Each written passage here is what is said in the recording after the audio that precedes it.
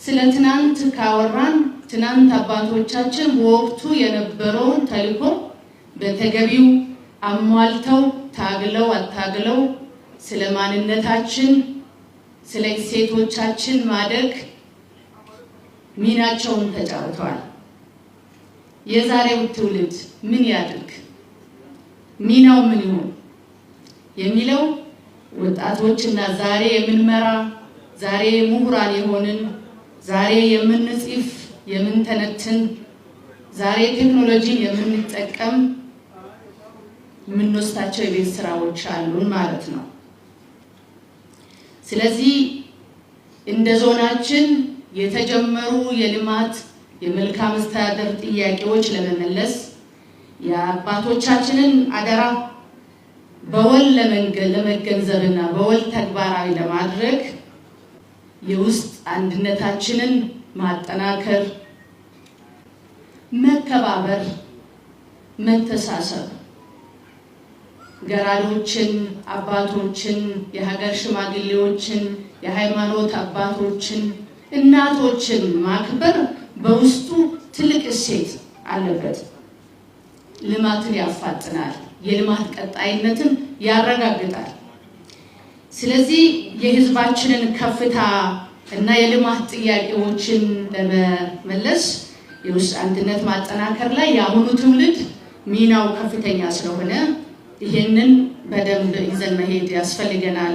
ከዚህ መማር ያስፈልገናል። አዳዲስ ሀሳቦችን፣ ለውጦችን እንደዚሁም ከሌሎች ከቀድሞ ከነበሩ ታሪኮች በመውረስ በጋራ መሄድን በጣም የሚፈልግበት የትግል ወቅት ላይ እንገኛለን ማለት ነው። ዛሬን ስንሰራ ለነገው ትውልድ አቅደን መስራት ይኖርብናል። ስለ ስልጤ ማንነት ሲታገሉ እኛን እንደዚህ ቆመን ራሳችን አስተዳድረን ስለ ልማቶቻችን በጋራ ለመታገል ያበቁን አባቶቻችን ሜዳ ላይ ተሰውዋሉ። ለዓላማቸው ነው የተሰዉት። በመሃላችን ደግሞ ያሉ ትልልቅ በወቅቱ የነበሩ ዓላማቸውን አሳክተው ደግሞ አሁን ከደረስንበት ወቅት ላይ ደርሰው ደግሞ አሁን ተልዕኳቸውን እያሳኩ አሉ። ሀጂ አብዱልአዲ ናቸው አንዱ ማለት ነው።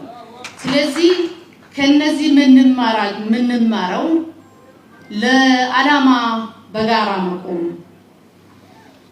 ሀብቴን፣ ንብረቴን፣ ቤቴን፣ ህይወቴን ሳይሉ ነው ማለት ነው ለተልዕኮ ተዘጋጅተው ለዛሬ ያበቁን።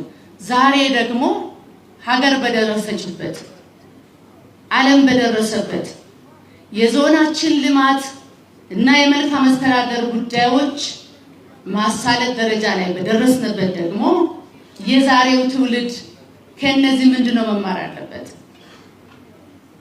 የነገው ትውልድ ደግሞ ሲመጣ ምንድነው መናዘጋጅለት?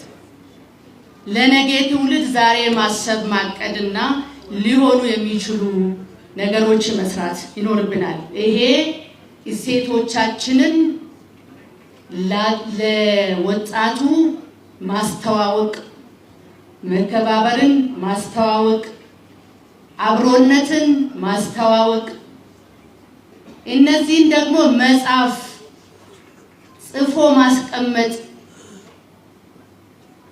በጣም ወሳኝ የሚሆንበት ወቅት ላይ ነው የምንገኘው ማለት ነው።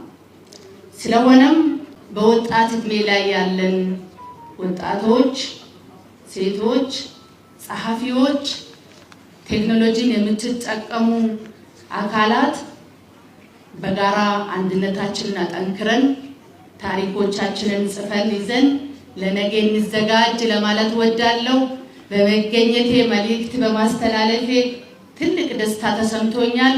ሀጂ ረጅም ዕድሜ ሙሉ ጤና እንዲሰጡት እመኛለሁ። እጅግ አድርጌ አመሰግናለሁ።